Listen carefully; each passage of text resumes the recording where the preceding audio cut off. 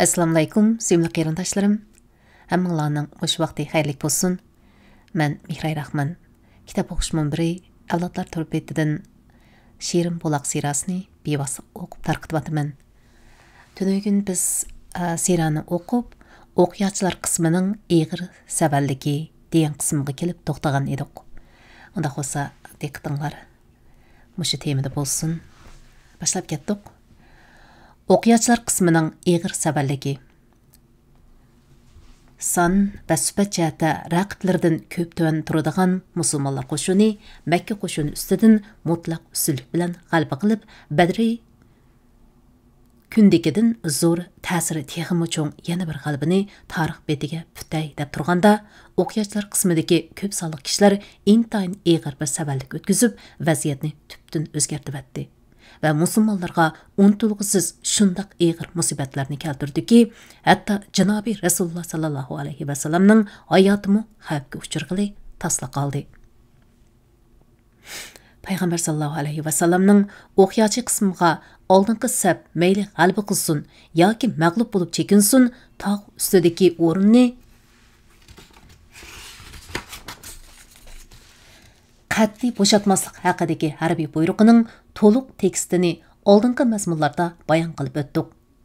Afsusnarligi shuki, ular musulmonlarning dushman mol-mulklarini g'animat elayotganligini ko'rib, bu amr farmonlarga sal qarab, dunyo o'qat to'plash qizg'inligiga asir bo'lib qolishdi.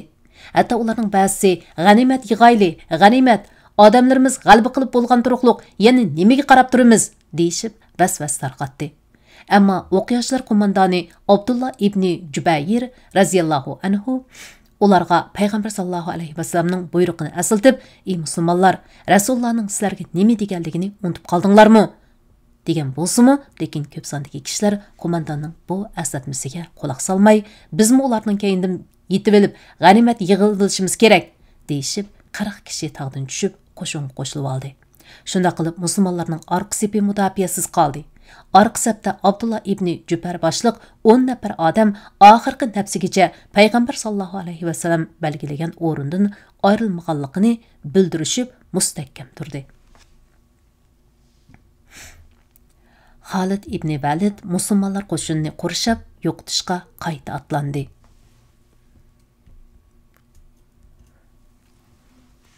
Düşman atlı qo'shinining qo'mondoni Xolid ibn Valid bu oltin fursatni g'animat bildi-da, ko'zni yumib ochquchi musulmonlarning orqa sepiga otlarni uchirtdi. O'yliqi tog' eg'izidagi o'tishmida jiq kuch sarf qilmayla Abdullah ibn Jubayr va uning odamlarining mudofiasini bisib o'tib, musulmonlarning orqa sepiga hujum qildi. Uning otliq chaparmanlari musulmonlarning keyindan yetib kelib, bir cho'qan ko'tarib edi, jon qutqizib qechiyotgan mushrik askarlari o'zgacha yangi bir burilish bo'lganligini his qilishib, orqaga burilibla keyindan qo'qlab kelayotgan musulmonlarning oldini to'sib, ularga qilich tangladi. Ushtumtut yuz bergan bu qalayimqanchilikdan foydalanib, mushrik ayol askarlardan biri aytishlar qirg'anda bu Bani Haris jamoatidagi umri bitni al-qama ekan. Olman talman yugurib berib, mushriklarning oyoq ostida dasilib to'pig'i melinib ketgan alamni ko'tarib pulangtishga boshladi. Shuning bilan qechib ketayotgan yoki vaziyatdan xabardor bo'lib qaytgan bir qancha mushrik askar alam atrofiga jam bo'ldi va birlashib kuch uyushtirdi. O'zaro chaqirishib saf tashkilladi.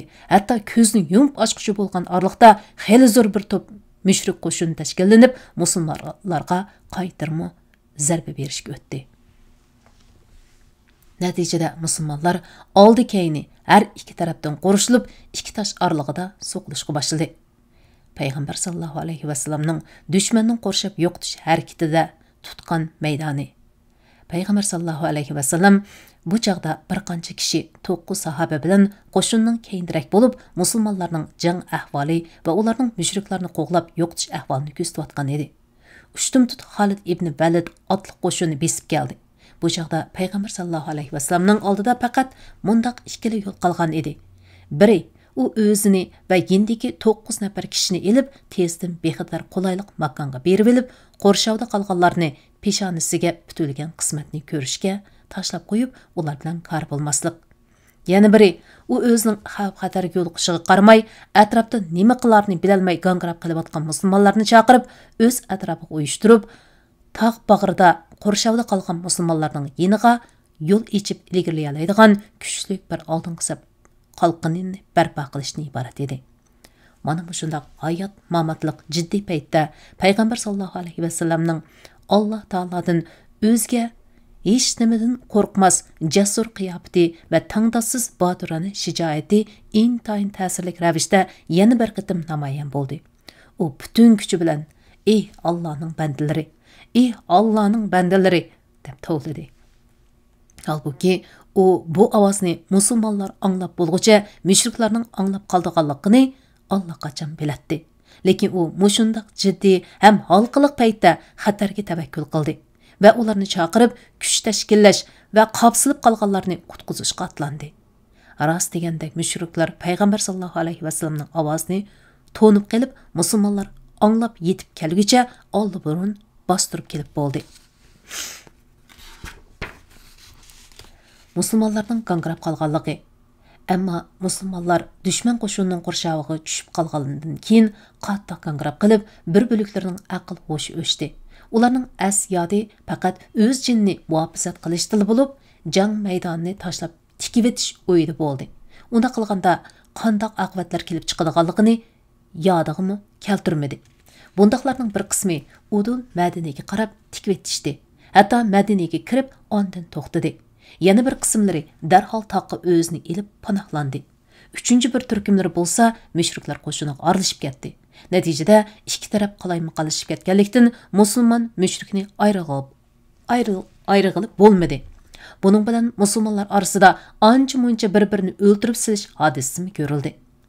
Imom Buxoriy rahimahulloh Aisha radhiyallohu anhadan rivoyat qilgan bir hadisda mundaq deyilgan: Uhud kuni mushriklar oshkora mag'lub bo'lgan edi.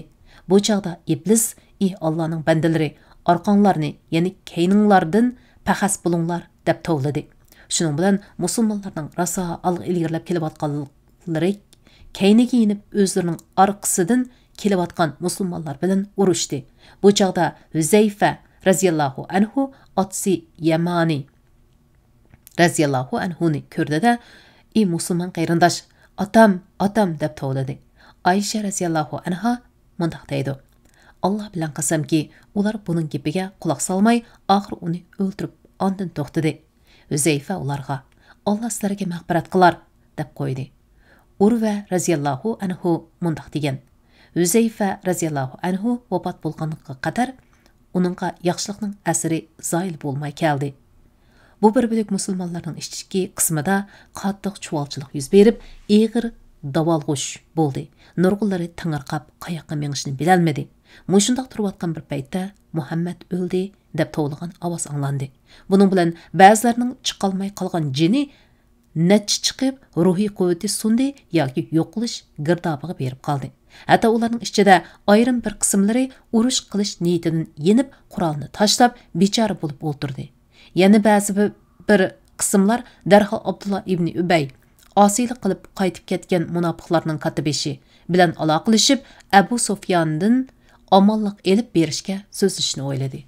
Shundaq paytda ularning yeniga Anas ibn Nasri radhiyallohu anhu kelib qoldi va ularning qurolsiz bechora turayotganligini ko'rib, "Nimaga qarab turasizlar?" dedi. Ular Rasululloh o'ldirilibdi deyishdi. Anas ibn Nasri radhiyallohu anhu ularga: Rasulullohdan keyin hayot qilib nima qilasizlar? Turinglar, Rasululloh o'lgan yo'lda sizlarmi o'linglar dedi. Ondan yana: "Ey Alloh, men bularning yana bir qism musulmonlarning qilganlaridan sana o'zri aytaman va bular yana mushriklarning qilmishlaridan ham ado judaman" dedi-da yo'liga ravon bo'ldi. Bu chaqda uningga Said ibn Ma'az radhiyallohu anhu uchrab: "Nega? Ya bu Amru?" Anas radhiyallohu anhuning kunyat ismi edi deb izohat beribdi. Deb so'radi Anas radhiyallohu anhu: "Nega bo'ladi? Qaramamsan, jannatning hid puroqlari Uhud tarafdan kelyotdi" deb qo'yib ilgirlab ketdi va bostirib divaylab kelayotgan dushmanlarning oldini to'sib, urushib oxir shahid bo'ldi. Uni jang oxirlashgandan keyin hech kim to'niy olmay, oxir uning hamshirisi uning barmog'idagi bir belgisidan to'ndi. uning tenida nayza, qilish yarasi, o'q jarrohida bo'lib, 80 necha ig'ir, yenik zaxmlantirilgan yer bor edi. Sabit ibn Dahda raziyallohu anhu o'z qavmini jangga chaqirib, "Ey ansarlar jamoasi, agar Rasululloh o'lib ketgan bo'lsa, Alloh tirik, hargiz o'lmaydi. Sizlar dininglar uchun jang qilishinglar kerak. Allah sizlarni cho'qim zafar topqizgusi va sizlarga g'alaba nusrat ato qilgusi" dedi. Buning bilan ansarlardan bir qancha azamat ovoz qo'shib maydonga chiqdi. Sabit raziyallohu anhu bular bilan birlikda Xolid ibn Validning otliq qo'shiniga hujum qildi. Urushib, oxir uni Xolid ibn Valid naysa urib shahid qilib etdi va uning hamrohlari bir-birlab shahid qilib etildi. Muhojirlardan bir kishi Jeni Halqumga muhojirlardan bir kishi Jini Halqumiga kelib qolgan, o'z qiniga milinib yotgan bir ansarning yenidan o'tib qoldi. Muhojirlar uningga: "Ey palani, Rasululloh o'lib ketibdimish, uni uqdingmi?" dedi. Ansarlar: "Bo'q qabasa, Rasululloh o'ldirilgan bo'lsa, o'z burchini ado qilib o'ldi. Endi sizlar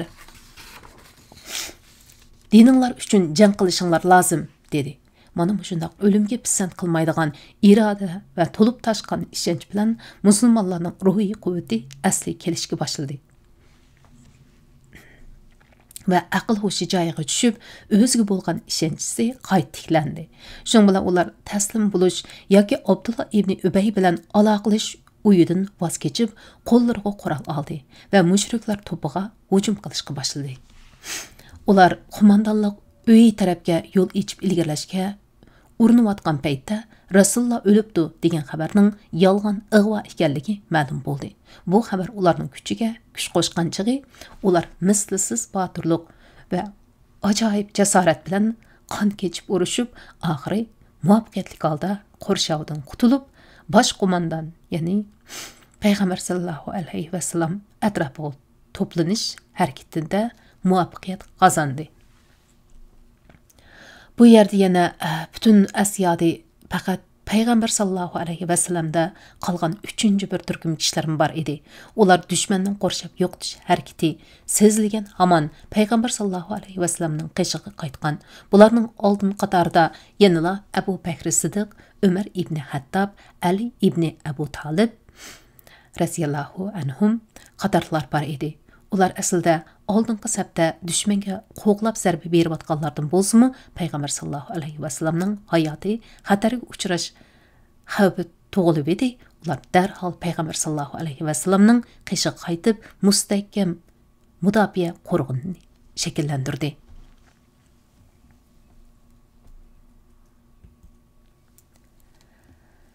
Payg'ambar sallallohu alayhi vasallamni qo'g'dash jangi. Har qaysi o'rinlarda jang qilayotgan musulmonlar dushmanning qo'rshab yo'qitish sirtmiqida bo'g'ilib, dushmanning otliq va piyoda qo'shini hujumining tugminida ezilayotgan bir paytda payg'ambar sallallohu alayhi vasallamning atrofida jang eng shiddatli, eng keskin bo'lib o'tadi. Yuqorida mushriklar musulmonlarni qo'rshavga olganda payg'ambar sallallohu alayhi vasallamning yanida faqat 9 nafar kishilar bor edi degan edik. Payg'ambar sallallohu alayhi vasallam musulmonlarni bu yoqqa kelinglar, men Allohning payg'ambari Muhammad bu yerda deb to'lib edi. Uning bu ovozni mushriklar avval anglab qoldi-da, darhol otlarining tizginini ovoz chiqqan taraf bo'rab hujum qildi. Ular sahobalar payg'ambar sallallohu alayhi vasallamning atrofiga jam bo'lib, bo'lg'icha ishni tugutish uchun umumyuzlik bostirib keldi. Natijada mushriklar bilan bu 9 nafar sahoba o'tirsida shundoq qattiq, shundoq dahshat urush bo'ldiki, bu urushda sahobalarning payg'ambar sallallohu alayhi vasallamni naqadar suydiganligini, uning uchun qanchalik jon pido qilganligini va qanchalik jasorat va shijoat ko'rsatganligini yana bir qatim namoyon bo'ldi. Imom Muslim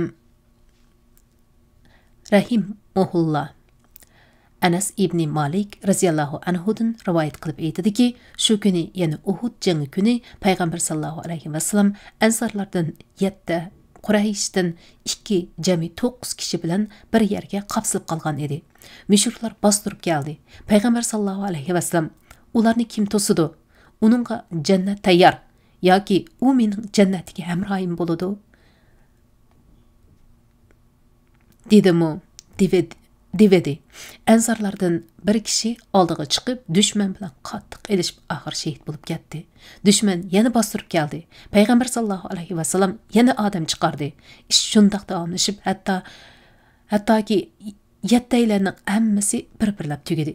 Bu chaqda Payg'ambar sallallohu alayhi vasallam yendiki hiliqi Qurayshlik ikki hamroyiga, qarindoshlarimizga insof qilmadik dedi. Bu yetti azmatning eng kengisi Amma ibn Yazid ibn Sakan raziyallohu anhu bo'lib, u dushman bilan urushib, oxir qattiq yorilib yiqildi. Payg'ambar sallallohu alayhi vasallamning hayotidagi eng xatarli payt. Ibn Sakan raziyallohu anhu yiqilgandan keyin Payg'ambar sallallohu alayhi vasallam Qurayshlik ikki hamrohi bilan qolib qoldi. Imom Buxoriy va Imom Muslim rahimahulloh Abu Osmondan rivoyat qilgan bir hadisda mundaq deyilgan: qattiq jang bo'lib o'tgan ashu minutlarning birida Payg'ambar sallallohu alayhi vasallamning yanida Talha ibn Ubaydullah va Said ibn Abi Waqqas lardan boshqa hech kishi qolmagan edi. Bu Payg'ambar sallallohu alayhi vasallamning hayotidagi eng xatarlik payt. Mushriklarga nisbatan eng qimmatlik oltin fursat bo'lib qoldi. Amniyatimi mushriklar bu fursatni chin tutishda hargiz beparvarlik qilmadi. Ular umumyuzlik hujum qilib, barliq kuchi bilan Payg'ambar sallallohu alayhi vasallamni yo'qotishni nishon qildi. O'tbi ibn Abi Waqqas Payg'ambar sallallohu alayhi vasallamga tosh etib, uni yiqitib atdi va u ostinqi o'tir tishini sundirib atdi. Osti inki yerildi. Abdullah ibn Shihab Zuhri Payg'ambar sallallohu alayhi vasallamga hujum qilib, uning peshonisini yerib atdi. Mushriklar otliq qo'shinning eng qaram talva sarkisi Abdullah ibn Qamiya yiroqdan shiddat bilan ochab turib kelib, Payg'ambar sallallohu alayhi vasallamning mo'risiga qattiq bir qilich urgan edi. Payg'ambar sallallohu alayhi vasallam buning dardini bir oydan ko'proq tortdi. Birla yaxshi yeri uning qilichi Payg'ambar sallallohu alayhi vasallamning qo'sh savtini kesib o'talmagan edi. Ibn Qamiya Payg'ambar sallallohu alayhi vasallamning yuziga yana qattiq bir qilich urgan edi. Uning beshidagi misqalpoqning ikki halqa mixi Payg'ambar sallallohu alayhi vasallamning mangziga petib ketdi. Ibn Qamiya, mana ko'z, mana degan Ibn Qamiya deydi. Payg'ambar sallallohu alayhi vasallam yuzidan qonni surtib o'tib, Alloh seni parcha-parcha qilib assin dedi. Hadisda shu qitimqi zarbada Payg'ambar sallallohu alayhi vasallamning o'ttir tishlari sungan, beshi yerilib qanashqa boshlagan deyilgan. Shung u yuz ko'zlaridan qonni etib etib, o'z payg'ambarining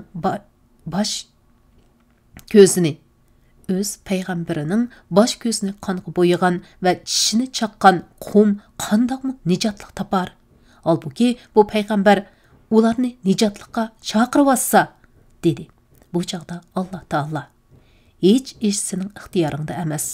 Allah ya ularning tavbasini qabul qiladi, ya ular zalim bo'lganligi uchun ularni azobga duchor qiladi." Qur'oni Karim sura Al-Imron 3-sura 128-oyat degan oyatni hosil qildi.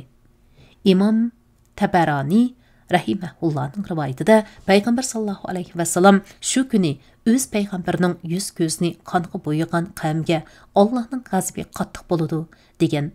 Ondan birdan turgandan keyin yana ey Alloh, qavmimning gunohini mag'firat qilgin, ular bilmaydi degan. Imom Muslim rahimahulloh rivoyat qilgan bir hadisda Payg'ambar sallallohu alayhi vasallam: "Ey Parvardigorim, qavmining qilmishini kechirgin, ular bilmaydi" dedi deyilgan. Qazi Iyosning Shifa nomli kitobida Payg'ambar sallallohu alayhi vasallam: "Ey Alloh, qavmni hidoyat qil, chunki bular bilmay qildi" dedi deyilgan. Shak shubsizki, mushriklar Payg'ambar sallallohu alayhi vasallamning hayotini mushu yerda oxirlashtirishni qasdigan bo'lsa-mu, lekin Payg'ambar sallallohu alayhi vasallamning Qurayshlik ikki sahobisi Said ibn Abi Waqqas va Talha ibn Ubaydullah raziyallohu anhuma ajoyib qahramonliklarni ko'rsatib, mislsiz jasorat va shijoat bilan urushib, ular faqat ikkili odam turib, mushriklarning maqsadini xam xiyolga aylantirdi. Bu ikki azimat eng mahir mergellerden bo'lg'ashqa mushriklarga üzüldürmey o'qizib, oxir ularni payg'ambar sallallohu alayhi vasallamning atrofidan chekindirdi. Payg'ambar sallallohu alayhi vasallam Said ibn Abi Waqqas radhiyallohu anhuning oldiga o'z sodiqini tashlab, "Ota Said, sana ota-onam pidadur" deydi. Bu uning naqadar talantliq yetishgan, mergen ekanligini ko'rsatadi. Chunki payg'ambar sallallohu alayhi vasallam Said radhiyallohu anhudan o'zga hech kishiga ota-onasini jamlab pida bo'lsin demagan edi. Ammo Talha ibn Abaydullah radhiyallohu anhu kelsak, Imom Nasai rahimahullah Jabir radhiyallohu anhudan naql qilgan hadisda mushriklarning payg'ambar sallallohu alayhi vasallamning atrofiga o'lishib olganligi va uning yonida bir qancha nafar ansora yigitningla qolganligi, mushriklar payg'ambar sallallohu alayhi vasallamning bor yerini bayqib olgandan keyin hammasi biraqla yupurilib kelib hujum qo'zg'anda payg'ambar sallallohu alayhi vasallamning ularni kim chekindirdi deganligi va bu vaqtda Talha ibn Ubaydullah radhiyallohu anhuning mat deganligi bayon qilingan. Ondan Jabir radhiyallohu anhu ansar yigitlarining bir-birlab maydonga tushganligini va hammasining orqa-orqadan shahid bo'lib ketganligini Sahih Muslimning rivoyatida bayon qilganga o'xshash deb izohat beribdi. Bayon qilgan. Ondan mundaq degan: Ansarlar to'liq o'lib tugandan keyin Talha radhiyallohu anhu maydonga tushdi. U o'z yolg'iz 11 odam bilan urushib, oxir bir qilich uning qo'liga tegib, uning barmoqlari kesilib ketibdi. Habballi dedi. Bu chaqda payg'ambar sallallohu alayhi vasallam uningga: "Agar sen bismillah degan bo'lsang, seni farishtalar kishilarning ko'ziga ko'rsatib turib ko'tirib ketadi" degan. Jabir radhiyallohu anhu mundaq deydi: Birdamdan keyin Alloh taolo mushriklarni mag'lub qildi. İmam Hakim rahimahullohning rivoyatida hadisning sharhida shu kuni Talha radhiyallohu anhuning badanining 35 dan 39 yeri o'xshamagan darajada yaralangan va ikki barmog'i ko'rsatkich barmog'i bilan namsiz barmog'i sesmas, ya'ni cho'loq bo'lib qolgan deyilgan. İmam Buxoriy rahimahulloh Qays ibn Abi Hazim radhiyallohu anhudan rivoyat qilgan bir hadisda mundaq deyilgan: "Men Talha ibn Ubaydullahning qo'lini tutmas, ya'ni cho'loq holatda ko'rdim. O'qishimcha u bu qo'lini Uhud urushida Rasululloh urilgan qilishqa qalqqan o'rinda tutib bergan ekan." İmam Tirmiziy rahimahullohning rivoyatida mundaq deyiladi: Payg'ambar sallallohu alayhi vasallam shu kuni Talha radhiyallohu anhu haqida yer yuzida tirik minib yurgan shehidni ko'rgisi bor kishi Talha ibn Abaydullohni ko'rib olsin degan. İmam Abu Davud rahimahullah Oysha radhiyallohu anhadan rivoyat qilgan hadisda u mundaq degan: Abu Bakri, ya'ni otam demakchi, Uhud urushi tilga ilinsa, bu kunning hammasi, ya'ni barliq fazilati Talha ibn Abaydullahning bo'lib ketgan deydi. Abu Bakr radhiyallohu anhu yana buning haqida mundaq she'rni o'qigan: "Ey Talha Abaydullah, sana tayyordir jinon, hurpari qilib tayyor ketdingu esan aman." Mushu qiyin sharoit va xalqiliq paytda Alloh taolo payg'ambarga o'zining g'oyibiy yordamini nasib qildi. Sahihul Muslim va Sahihul Buxoriy da Said ibn Abi Waqqas radhiyallohu anhudan naql qilingan hadisda mundaq kelgan: "Men Uhud urushi jarayonida Rasululloh bilan hamqam bo'lib, nihoyat shiddat bilan urushayotgan oq kiyimli ikki kishini, ya'ni biri rivoyatlarda Jibril va Mikoilni deyilgan, ko'rdim. Men ularni burunmi, keyinmi ko'rmadim." Sahabalarning payg'ambar sallallohu alayhi vasallamning yeniga to'planishi. Yuqorqi qabohatlik fojialar ko'z yumib ochqicha nihoyat tez suratda yuz berib o'tdi. Vaholanki payg'ambar sallallohu alayhi vasallamning oldingi safda jang qilayotgan saf dil, samimiy, oq ko'ngil sahobalari vaziyatning o'zgarishini ko'rganmi, pamlaganmi yoki payg'ambar sallallohu alayhi vasallamning ovozini anglaganmi? Har holda ular payg'ambar sallallohu alayhi vasallamga biror peshkanlik yetib qilishdan ansirab, darhol uning bor yeriga yetib kelgan edi. Biroq ular payg'ambar sallallohu alayhi vasallamning qishig'iga yetib kelganda, uning yaralanadigan yerlari allaqachon yaralanib, ansarlardan 6 kishi shahid bo'lib, yiqilib, 7-simi qattiq yaralanib, o'z qiniga milinib behush yotadi. Said ibn Abi Waqqas radhiyallohu anhu bilan Talha ibn Abaydullah radhiyallohu anhu mushriklar bilan jon tikib elishayotdi. Ular yenib kelgandan keyin payg'ambar sallallohu alayhi vasallamning atrofiga o'zining teni va qurol yaroqlari bilan mustahkam bir mudofaa qurug'ini shakllantirdi va payg'ambar sallallohu alayhi vasallamni dushmanning zarbasidan qo'g'lash va ularning hujumidan to'sishda mislsiz fidokorliklarni ko'rsatdi. Payg'ambar sallallohu alayhi vasallamning yeniga tunji bo'lib yetib kelgan kishi yanala uning g'ordagi hamrohi hijrat sabdishi Abu Bakr Siddiq radhiyallohu anhu edi bo'ldi. İbn Habban rahimun muhulla Ayşe radhiyallohu anhadan naql qilingan bir hadisda Abu Bakr radhiyallohu anhuning mundaq deganligi bayon qilingan. Uhud urushida kishilar jang bilan bo'lib ketib, Rasululloh sallallohu alayhi vasallam bilan kor bo'lmay qopdi. Shu chaqda men payg'ambar sallallohu alayhi vasallamning yeniga tunji bo'lib yetib beribdiman. Kelib uning oldida bir odamning qattiq elishib, uni qo'g'dayotganligini va uning yeniga hech kishini yaqin keltirmayotganligini ko'rdim. Ko'nglimda dedimki, sen Talha bo'lg'oyding, sana ota-onam pido bo'lsin. Sen Talha bo'lg'oyding, sana ota-onam pido bo'lsin. Ondan uzun o'tmay, keynimdan Ubayda ibn Jarrah radhiyallohu anhu yetib keldi. U go'yo qushdek uchatdi. Shuning bilan Rasululloh sallallohu alayhi vasallamning qishig'iga ikkimiz tangli yetib keldik. Qarsak, oldimizda Talha ig'ir yorilib yiqilib tushdi. Bizni ko'rib Rasululloh sallallohu alayhi vasallam "Qerindishinglarni yo'langlar, u o'z burchini ado qildi" dedi. Mushriklar tarafidan etilgan bir tosh payg'ambar sallallohu alayhi vasallamning mag'ziga qattiq tekkashga, uning beshidagi misqalpoqning 2 dona halqa tumiri uning mag'ziga petib ketibdi. Shun bilan men heliqi halqalarni payg'ambar sallallohu alayhi vasallamning mag'zidan sug'urib elib etmoqchi bo'lib edim. Ubayda ibn Jarrah radhiyallohu anhu "Xudo haqqi, ey Abu Bakri, meni olg'il qo'yig'in" dedi. Va payg'ambar sallallohu alayhi vasallamning jarohatini og'irtib qo'ymaslik uchun iyiqsini yiqib akilib, heliqi tumir parchalarining birini tishi bilan tishlab avaylab tortib oldi. Bu chaqda uning o'ttir tishining biri midirlab qoldi. Ondan yana birini men olay deb tamshilib edim. Abu Ubayda radhiyallohu anhu "Xudo haqqi, meni olg'ili qo'yig'in" dedim-ku deb turib oldi va unimi o'zi tishlab tortib oldi. Bu qitim endi uning yana bir tishi qo'zg'ilib midirlab qoldi.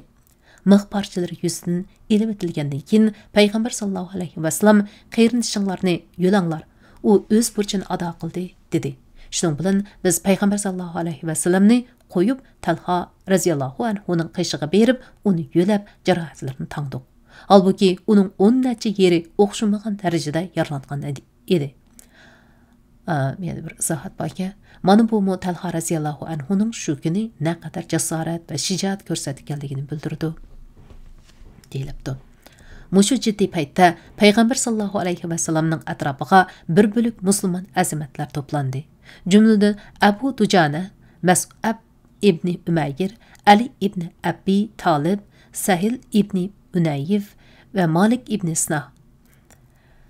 Ummu Umamra, Ammara, andin Qatada ibn Nuiman, Umar ibn Hattab, Atab ibn Abi Balta, Abu Talha qatorliqlar deyilibdi. Mushriklarning hujumi barxansiri kuchaydi. Mushriklarning sonining ko'payishiga ergishib, hujumi kuchaydi va barxansiri musulmonlarni qistab keldi. Hatto bir chaqda payg'ambar sallallohu alayhi vasallam qoshqun pasiq Abu Amr ko'lab ustini yepib qo'ygan o'rak qapqonga tushib ketib, tizi qiqilib ketdi. Buni ko'rib Ali raziyallohu anhu darhol uning qo'lidan tortdi. Talha ibn Ubaydullah raziyallohu anhu beqindan yo'ladi. Shunda qilib uni o'rin turg'izib elib mangdi. Nafi ibn Jubayr raziyallohu anhu mundaq degan: "Men muhojirlardan bir kishining mundaq deganligini anglagan. Men Uhud urushi qatnashgan edim. Ashu qiziq jang nuqtalarining birida Rasululloh har tarafdan o'q yig'iyotganligini ko'rdim. Lekin u o'qlarning hammasi to'liq pochaqlanib tashlanatdi." Yana Abdullah ibn Shihab Zuhriyning shu kuni "Muhammad nada? Uni topadigan bo'lsam, ya u o'ladi, ya men" deb cho'qon ko'tarib yurganligini ko'rdim. Vaholanki payg'ambar sallallohu alayhi va sallam uning yendila o'z yolg'iz turib u shundoq degach Rasulullohning yendan o'tib ketdi. Keyin Saffon ibn Umayya uningga malomat qilgan edi. Abdullah ibn Shihab: "Azbiray xudo, uni cho'qim ko'rmadim. Azbiray xudo, u bugun omon qoladigan o'xshaydi.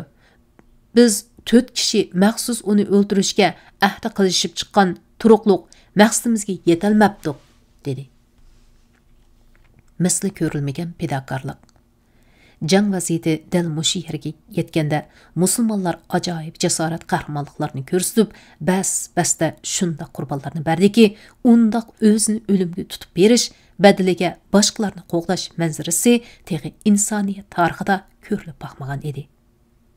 Abu Talha payg'ambar sallallohu alayhi va sallamni dushmanning o'qidan saqlash uchun ko'krak kerib oldiga chiqib payg'ambar sallallohu alayhi va sallamga qalqon bo'lib turdi.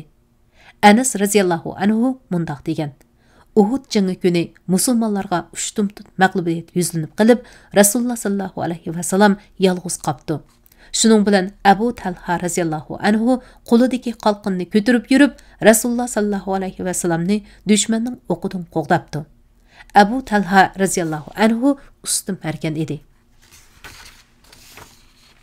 U shu kuni yachoqlarni ko'p ishlatib, qattiq tortqanlikdan 2 yoki 3 yachoqning zinni uzib tashlabdi yoki kamonini sundirib qo'yibdi.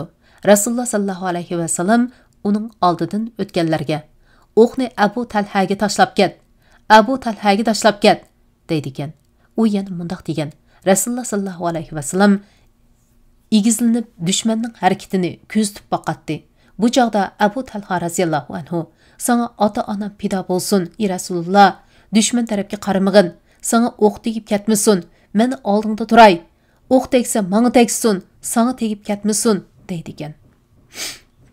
Yana Anas raziyallohu anhudan naql qilingan bir hadisda Abu Talha raziyallohu anhu bilan Rasululloh sallallohu alayhi va sallam ikkisi bir qalqon bilan mudofialangan.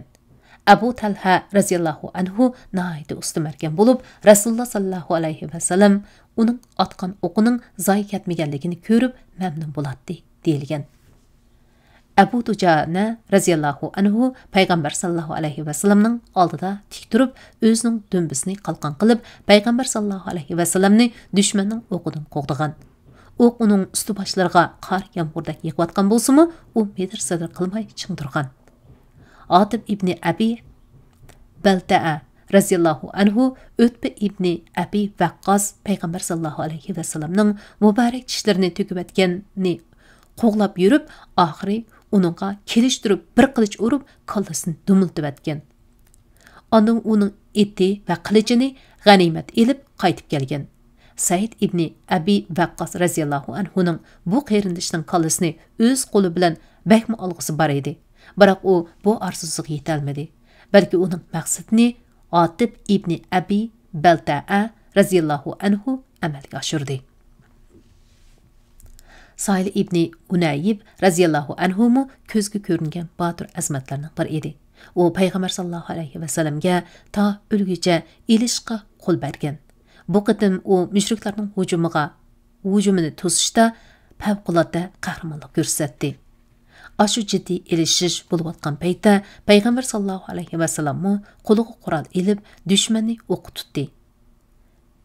Qatada ibn Nuayman raziyallohu anhu rivoyat qiladi-ki, shu kuni payg'ambar sallallohu alayhi va sallam uning yochiqini elib düşmanga o'q atgan edi. Payg'ambar sallallohu alayhi va sallam uni qattiq batlaganlikdan yochoq kamini sunib ketgan. Shuning bilan Qatada bu yochoqni elib qo'yib xili uzungacha saqladi. Shu kuni yana uning bir ko'zi yaralanib, ko'zining go'hiri sirtiga chiqib qolgan edi. Payg'ambar sallallohu alayhi va sallam uning bu ko'zini o'z joyiga silib qo'yib edi. Uning ko'zi eng chiroyli ham ro'shan ko'radigan ko'z bo'ldi. Shu kuni yana Abdurrahman ibn Afif radhiyallohu anhu intayin jasurlik bilan urushdi. Hatto usti boshlari ig'ir yaralanib, tishlari tugilib, qamoq bo'lib qoldi. Badanining 20 necha yeri yaralandi. Puti ig'irroq zaxmlangachga, keyin oqsoq to'kur bo'lib saqaydi. Abu Said Xudriyning otasi Malik ibn Sinan radhiyallohu anhu Payg'ambar sallallohu alayhi va sallamning mangzidagi qonlarni sho'rab tozlagan edi. U bu qonlarni yutib olmoqchi bo'ldi. Bu chaqda Payg'ambar sallallohu alayhi va sallam uningga tukur dedi. Malik ibn Sinaf radhiyallohu anhu Alloh bilan qasamki, hargiz tukurib etmayman. Ey Alloh, dedi va o'rnidan turgancha jan qaynimga o'zini otdi. Buni ko'rib Payg'ambar sallallohu alayhi va sallam har kim ahli jannatdan bir kishini ko'rishni xohlasa, Malikni ko'rsin, dedi. Shuning bilan u Alloh yo'lda shahid bo'lib yiqildi. Ummu Ammara ayol raziyallohu anha bir to'p musulmon askarlar bilan birlikda Mal'un ibn Famiya bilan tutishib qoldi. Ibn Famiya bu ayolning mo'risiga qilich urib, jarohatning qatak izlarini qoldirdi. Ummu Ammara raziyallohu anha ibn Qamiyaga bir necha qilich urgan bo'lsa-mu, lekin bu qush savut kiyib olg'achqa qilich o'tmadi. Ummu Ammara raziyallohu anha yana davomli urushib, badanining 12 yeri ig'ir yaralandi. Mus'ab ibn Umayr raziyallohu anhu Payg'ambar sallallohu alayhi va sallamni ibn Qamiya va uning odamlarining hujumidan qo'rqib, mislsiz jasorat bilan urushdi. Musulmonlarning alami uning qo'lida edi. Ular uning o'ng qo'liga qilich urib, uni kesib etdi. Shuning bilan u alamni so'l qo'li bilan ko'tarib, toki u kesilib tashlangan qadar mushriklarning oldida po'latdek mustahkam turdi. Ondan u tizilib yetib, alam hadisini mo'risi bilan bo'yniga qisib, qad ko'tarib turdi. Lekin oxir shahid qilib etildi. Uni ibn Qamiya o'ltirgan edi. U Mus'ab ibn Umayr raziyallohu anhuni Rasululloh deb o'ylagan edi. Shunga u Mus'ab ibn Umayr raziyallohu anhuni o'ldirib bo'libla, mushriklar to'piga qaytib, Muhammad o'ldi deb tovlagan. Payg'ambar sallallohu alayhi va sallamning o'ldirilganligi to'g'risida yolg'on xabarning yamrab ketishi va uning yomon ta'siri. Ibn Qamiya tantaklik bilan hiliqdek jar silib bir necha daqiqa o'tmayla Rasululloh o'ldirilibdi degan xabar mushrik va musulmon hammalarning orasiga burkatdi. Mana shu paytda Payg'ambar sallallohu alayhi va sallamdan bir oz yiroq joylarda qo'rshovda qolgan sahobalardan nurg'unlarning irodasi bo'shab, ma'naviy ruhi yemirildi. Jangovarligi sovidi. Hatto ularning ichki qismida ig'ir chuvalchiliklar yuz berib, qalaymaqonchilik va davolg'ush ko'tarildi. Saplar buzildi, biroq birli yaxshi yeri Ibn Qamiyaning bu e'lonning qismat ijobiy rolimi bo'ldi. Mushriklar maqsadiga yetdi deb o'ylab, hujum shiddatini osiltib, nurg'unlari qurol yaroqlarining tig' uchini musulmon shahidlarning jasadlarini chip parchalashga qaratdi. Payg'ambar sallallohu alayhi va sallamning urushni davomlashtirib, vaziyatni o'ng'ishi. Mus'ab ibn Umayr raziyallohu anhu talafotga uchragandan keyin Payg'ambar sallallohu alayhi va sallam bayroqni Ali ibn Abu Talib raziyallohu anhuga topshirdi. Shuning bilan u qattiq urushdi va shu yerdagi boshqa sahobalarmu tangdosiz qahramonliklarni ko'rsatdi. Qattiq elishib mudofiyada turdi. Natijada Payg'ambar sallallohu alayhi va sallam yaqin yerda qapsilib qolgan qo'shinning yeniga yo'l ochib ilgarilaydi. Payg'ambar sallallohu alayhi va sallam ularning qishig'iga yetib berib edi, uni tunji qitim Kayb ibn Malik raziyallohu anhu ko'rib tonib oldi. va xushalligini basolmay, "Ey musulmonlar, xush xabar, mana Rasululloh hayot ekan" deb to'livatdi. Bu chaqda payg'ambar sallallohu alayhi va sallam uningga mushriklar va uning bar yerini o'qib qolmasin uchun jim turishni ishorat qildi. Ammo bu ovoz musulmonlarning hammasiga yetdi. Natijada uning atrofiga musulmonlar taraf-tarafdan yig'ilishga boshladi. Ko'zni yumib ochqicha 30 dak sahobalar to'plandi. Bular to'planib bo'lgandan keyin payg'ambar sallallohu alayhi va sallam muntazam va tartibli holda tog' bag'ri tarafga chekinishga boshladi. U chekinish davomida mushriklarning qurshab zarb berguchi qismining o'ttirisidan yo'l ichib ilgirladi. Bu chaqda mushriklar hujumni kuchaytirib, chekinish yo'lini qattiq to'sgan bo'lsa-mu, lekin ular musulmonlar qo'shinining shiddatli hujumi oldida kalkunga uchragan axlatdek supurilib ketdi. Mushrik chavandozlarning biri bo'lgan Osman ibn Abdullah ibn Mughira payg'ambar sallallohu alayhi va sallamga hujum qilib, u hayot qolgacha mening o'lgunim yaxshi deb atchab turib keldi. Payg'ambar sallallohu alayhi va sallam uningga taqobil turmoqchi bo'lgan edi. Uninggacha Osmanning eti o'zlari qo'ligan bir o'rak qopqonga kirib ketib yiqildi. Shuning bilan Aris ibn Simmat raziyallohu anhu uni otdan tortib yiqitib, putiga qilich urib o'ltirg'izib qo'ydi. Davomliq dumbalab jinni elib jahannamga ustibatdi va uning qurol yaroq ot jabduqlarini g'animat elib payg'ambar sallallohu alayhi va sallamning keyindan yetdi. Shu asnoda Makka otli qo'shinining yana bir askari bo'lgan Abdullah ibn Jabir o'qdek ot choptirib kelib, Haris ibn Simat raziyallohu anhu hujum qildi. U Harisning mo'rsiga qilich urib, uni ig'ir yaralantirib o'tganligi uchun musulmonlar Haris raziyallohu anhuni ko'tirib olishga majbur bo'ldi. Lekin qizil sallik qaram palvon Abu Dujana kelishtirib bir qilich uribla Abdullah ibn Jabirning qilisini uchirvatdi.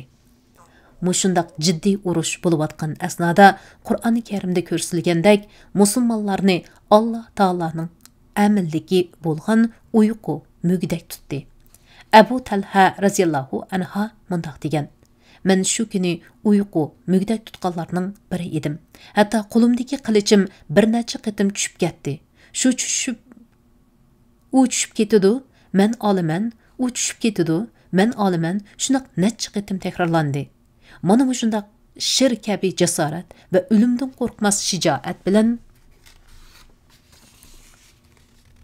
bu ozg'ina qo'shin nihoyat muntazam va tartibli chekinish usuli bilan tog' jilg'isiga yetib berib oldi va tingirqash ichida qolganlar uchun bu bexatar makonga yo'l ochildi. Natijada xeyli ko'p kishi bu joyga o'zini ilib jinni joyladi. Qisqasi, Xolid ibn Validning jang taktikasi payg'ambar sallallohu alayhi va sallamning dono tadbirlari oldida barbod bo'ldi. Öbey ibn Xalaqning o'ltirilishi.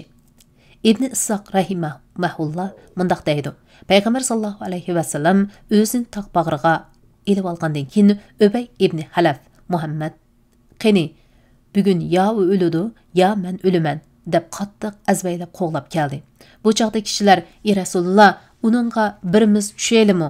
degan edi. Payg'ambar sallallohu alayhi va sallam: "To'xtanglar, uni menga qo'yib beringlar" dedi. Öbey ibn Xalaf texim avzaylab yiqilib kelibdi.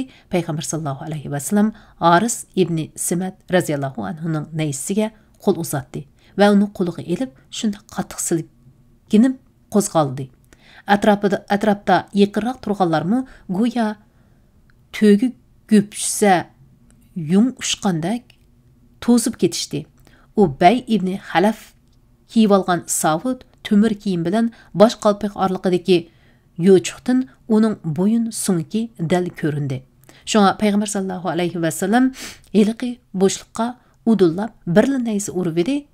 U bu naysining zarbisidan itidan necha dumlab yiqilib, necha turib nihoyat aloqsizlik ilikida qoldi.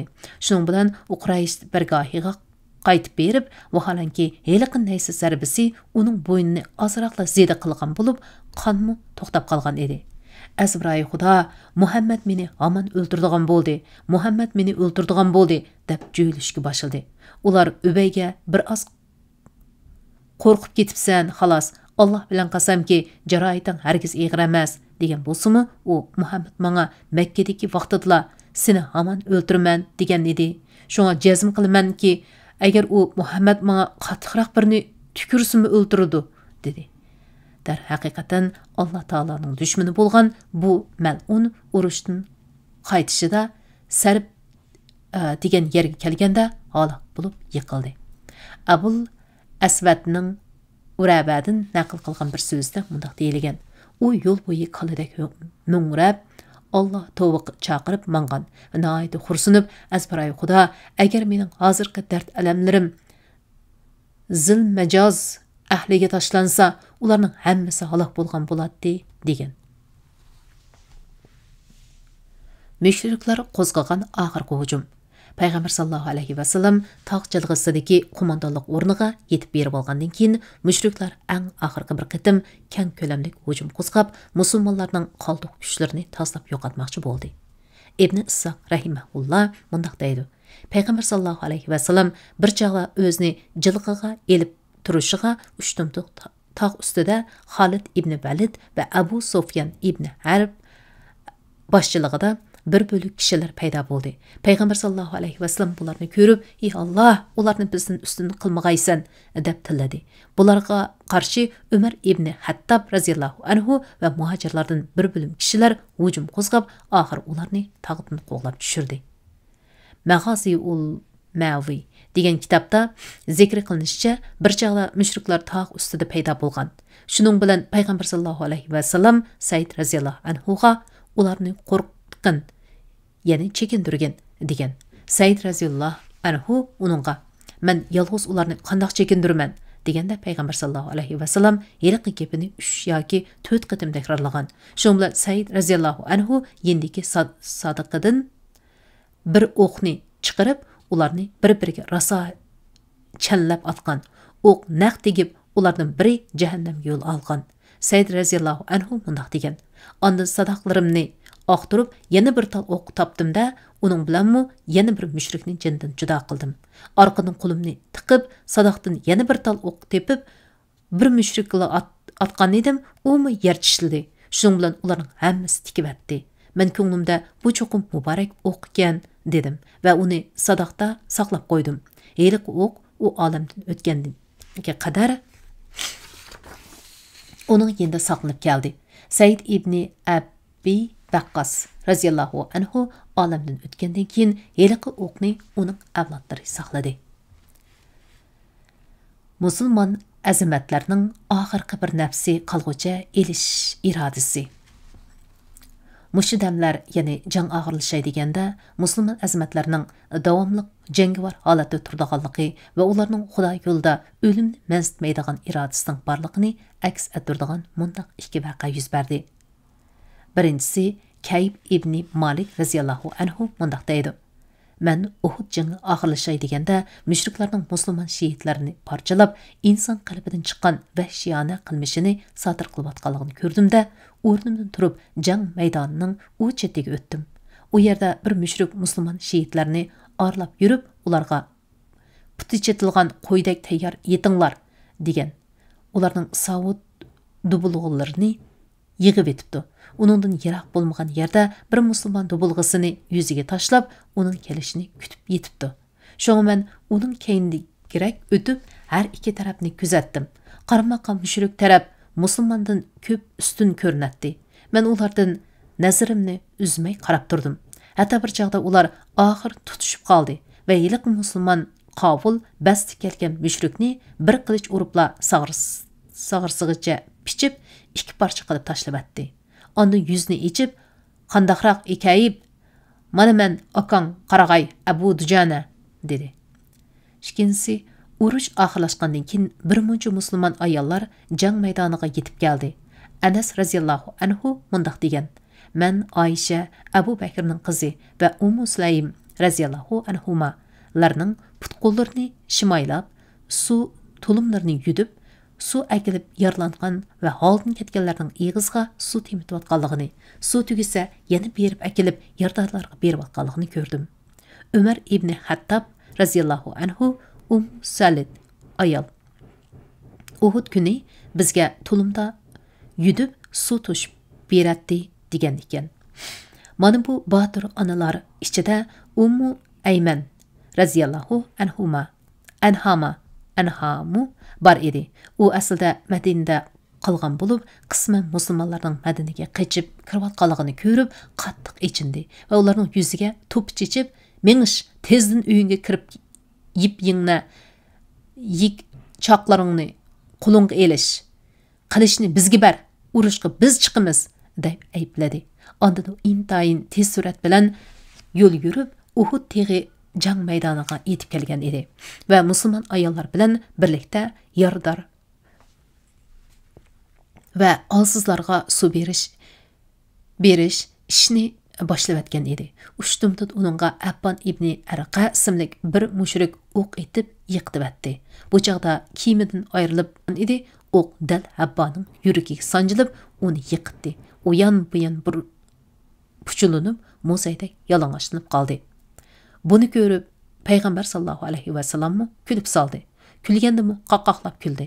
Ondan "Yaraysan Said, uning qisosini elib berding. Alloh duoyingni ijobat qilsin" dedi. Payg'ambar sallallohu alayhi va sallam bargohda qarab qo'ydim.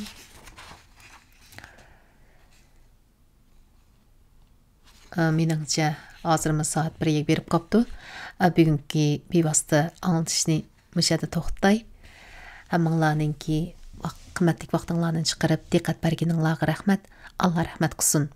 Unda bo'lsa, atidagi o'qishligimizda biz payg'ambar sallallohu alayhi va sallam bargohda degan mazmundan boshlab o'qishni boshlaymiz. Unda bo'lsa, hammanglarga Allohga omonat.